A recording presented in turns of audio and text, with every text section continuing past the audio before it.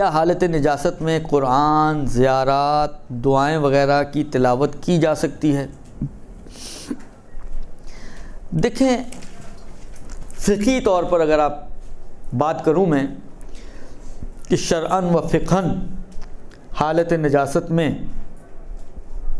قرآن، زیارتیں، دعائیں پڑھنا کیسا ہے، تو حرام تو نہیں ہے، سوائے جنابت کی حالت میں ان آیات کے پڑھنے کا کہ جو سجدے والی آیات ہیں آغا سیستانی وغیرہ کے حساب سے، اور آغا خمینی کا پورے سورے کا مسئلہ تھا، ان کو چھوڑ کر باقی نہ قرآن پڑھنا حرام ہے، نہ دعا پڑھنا حرام ہے، نہ زیارت پڑھنا حرام ہے۔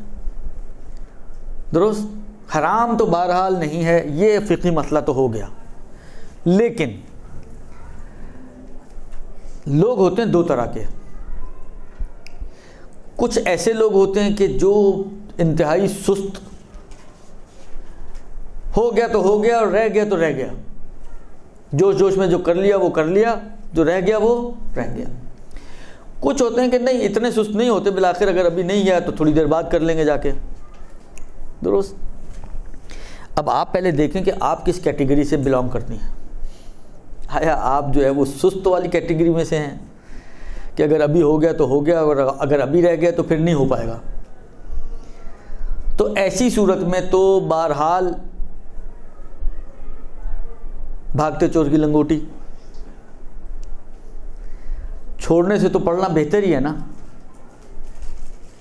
مثلا فرض کریں، اللہ بن باب مثال فرض کریں کہ کوئی ولادت کا دن ہو آج، اور کوئی حالت نجاست میں ہو، درست، مثلا غسل کرنا اس کو۔ اب ابھی مثلا فرض کریں کام شروع کرنے سے پہلے، میں نے کہا مزاج ہوتے ہیں الگ الگ، کام شروع کرنے سے پہلے آپ نے پڑھ لیا تو پڑھ لیا، اس کے بعد جب شروع ہو گئے اپنے کاموں میں تو پھر تو کچھ بھی ہو جائے نہیں ہونا، تو اس میں بہرحال نہ پڑھنے سے پڑھنا بہتر ہے۔ لیکن اگر کوئی ایسا ہو کہ اگر ابھی نہیں پڑھے گا تو 2 گھنٹے بعد پڑھ لے گا، 2 گھنٹے بعد نہیں پڑھے گا تو 4 گھنٹے بعد بالآخر پڑھ لے گا، تو بہرحال میرا مشورہ ایسے لوگوں کے لیے یہ ہے کہ جتنا زیادہ اہتمام کر کے پڑھیں، جتنا زیادہ طہارت و نجاست کا خیال رکھتے ہوئے پڑھیں، وہ ہائیلی ریکمینڈڈ۔ اگرچہ وجوب کی حد تک بہرحال نہیں ہے، لیکن اثرات ہیں اس کے اپنے، فوائد ہیں اس کے اپنے۔ آپ خود سوچیں، ایک شخص مثلا میں ہوں، درست، میں لیٹ کے قرآن پڑھ رہا ہوں، ٹانگ پہ ٹانگ رکھی ہوئی ہے، یوں قرآن پکڑا ہوا ہے، یا مثلا آج کل موبائل میں لیا ہوا ہے اور میں پڑھ رہا ہوں، اور ایک شخص ہے جو اٹھتا ہے، وضو کرتا ہے، قبلہ رخ ہو کے بیٹھتا ہے، ادب و احترام کے ساتھ قرآن لے کر قرآن کو پڑھ رہا ہے۔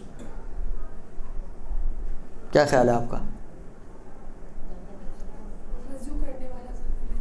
فرق تو ہے ہی نا، یعنی جب ہم فرق محسوس کر رہے ہیں تو خدا کی نظر میں فرق نہیں ہوگا کہ ایک شخص ایفرٹس کر رہا ہے، وضو کر رہا ہے، اٹھ رہا ہے، قبلہ رخ ہو کے بیٹھ رہا ہے، بیٹھ کے نماز قرآن پڑھ رہا ہے، اہتمام کر رہا ہے اس کے لیے، اور ایک شخص یعنی بالآخر یہ چیزیں بتاتی ہیں کہ آپ سامنے والی کی چیز کی اہمیت کے کتنے قائل ہو۔ ایک اس کو ایک عام کتاب کی طرح پڑھ رہا ہے، ایک اس کو قرآن کی طرح پڑھ رہا ہے۔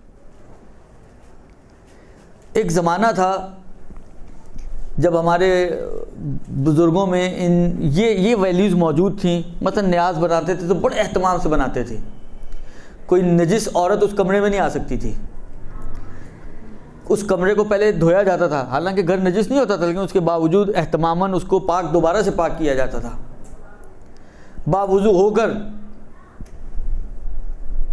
نیاز بنائی جاتی تھی۔ یہ اچھی ویلیوز تھیں، لیکن بہرحال ہم ہی لوگوں نے، میں اب اس میں عوام سے زیادہ اپنے آپ کو قصوروار اس لیے کہوں گا کہ ہم ہی لوگوں نے یہ کہہ کہ یار یہ واجب نہیں، وہ واجب نہیں، یہ ضرورت نہیں، وہ ضرورت نہیں، ہم نے آہستہ آہستہ ان ویلیوز کو ختم کر دیا۔ اب وہی والی بات ہے، ہاتھ منہ دھلا ہے کہ نہیں دھلا ہے، جاتے ہیں جا کے نیاز بنانا شروع کر دیتے ہیں، خود پاک ہیں خود نجس ہیں، کوئی روکے ٹوکے کوئی حرام تو نہیں ہے نا، کہانی ختم ہو گئی، پیسہ ہضم ہو گیا۔ جتنا اہتمام کریں ان چیزوں کو، بعض روایتوں میں اس کے، میں اس مزید آگے نہیں جانا چاہ رہا ہوں، لیکن بعض روایتوں میں بھی ان باتوں کے شاہد موجود ہیں کہ ان متبرک چیزوں کا احترام کرنا چاہیے انسان کو. اور بالآخر دیکھیں ہمارا تو سارا کام ہی نسبتوں پہ چل رہا ہوتا ہے نا. یہ علم، یہ تابوت، یہ ذوالجناح نسبتوں کی وجہ سے آپ ان کا احترام کریں. تو یہ نیاز بھی بالآخر امام صادق کی نیاز آپ دے رہے ہیں، یا مطلب بی بی کی نیاز آپ دے رہی ہیں، یا مطلب مولا امیر المومنین کی نیاز آپ دے رہی ہیں. تو بالآخر نسبت تو انہی ہستیوں سے ہے نا. تو اہتمام کیا جائے، تھوڑا بہت احترام کیا جائے اس کا، البتہ ایسا کہ جو معقول حد تک ہو، وہ بہت اچھا ہے. میں سمجھتا ہوں کہ ریکمینڈڈ ہے شرعن بھی.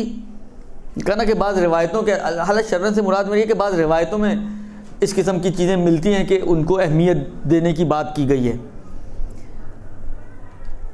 اور جہاں تک وجوب و حرمت کی باتیں ہیں تو بھلے واجب بھی نہیں ہے اور حرام بھی، یعنی واجب نہیں ہے کہ آپ یہ اہتمام کریں، اور نہ کرنا حرام بھی نہیں ہے. آپ جس طرح ہیں اسی حالت میں آپ قرآن پڑھیں، آپ زیارتیں پڑھیں، آپ دعائیں پڑھیں.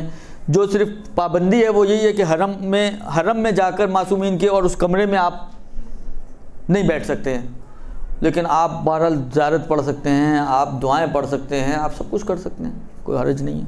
برحمتك يا أرحم الراحمين وصلى الله على محمد وآله الطاهرين.